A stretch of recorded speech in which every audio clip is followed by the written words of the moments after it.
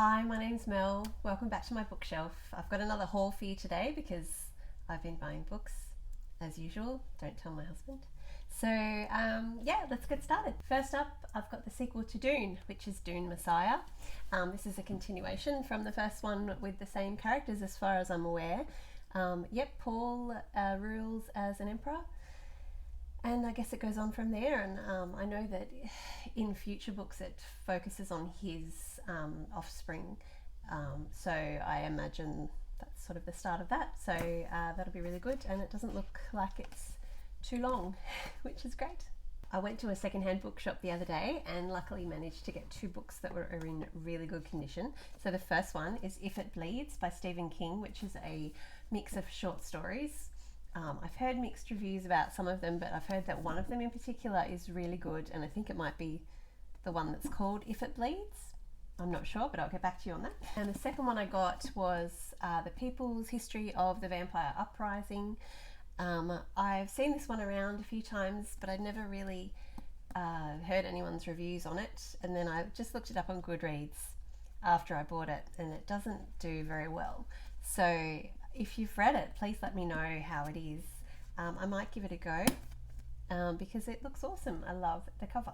So it's something about a vampire uprising, a lone CDC agent on the trail of a body missing from the morgue, a political kingmaker about to change the course of history, a mysterious installation deep in the New Mexico desert, a brotherhood prepared to do anything to stop the coming tide, and more bodies found across the country completely drained of blood. So obviously it's the vampire uprising.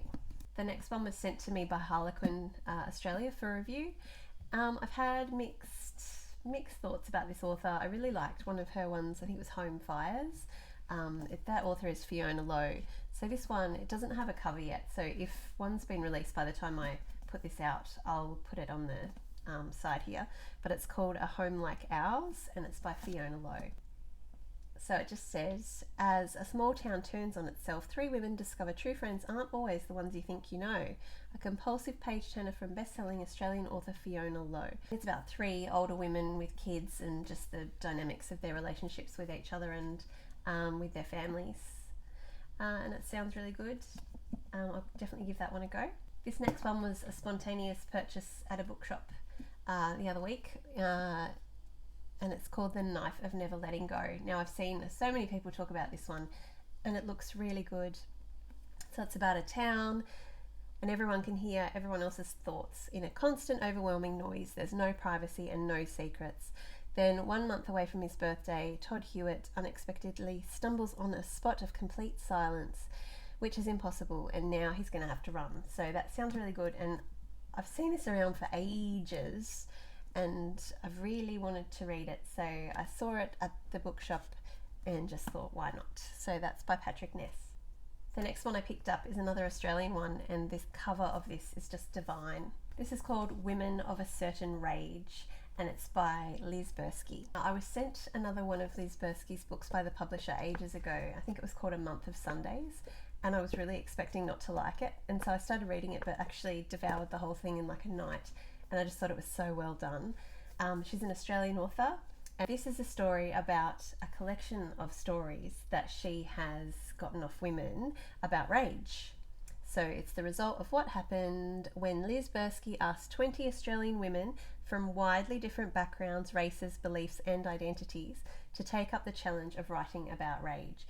So this should be interesting. Hopefully it's got some good stories in it, and yeah, we'll see. But that cover, oh, it's so beautiful. Let's talk science fiction now. I've got one that I've been meaning to read for years, and that's Fahrenheit 451 by Ray Bradbury, a classic. I think it was written in the 50s. Still gets amazing reviews today and is apparently very poignant today. So it's a sci-fi novel about a fireman whose job is to destroy the most illegal of commodities, the source of all discord and unhappiness, the printed book. He'd never ask questions about the destruction or his own bland life until he is shown a past where people didn't live in fear and a present where one sees the world through ideas. So he starts hiding books in his home and soon they will make him run for his life. So sci-fi book about books sounds great. So the next 3 books are fantasy books. The first 2 I blame Mike's book reviews.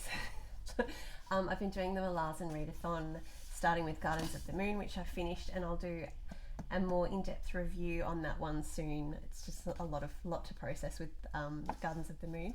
But the second one is Deadhouse Gates.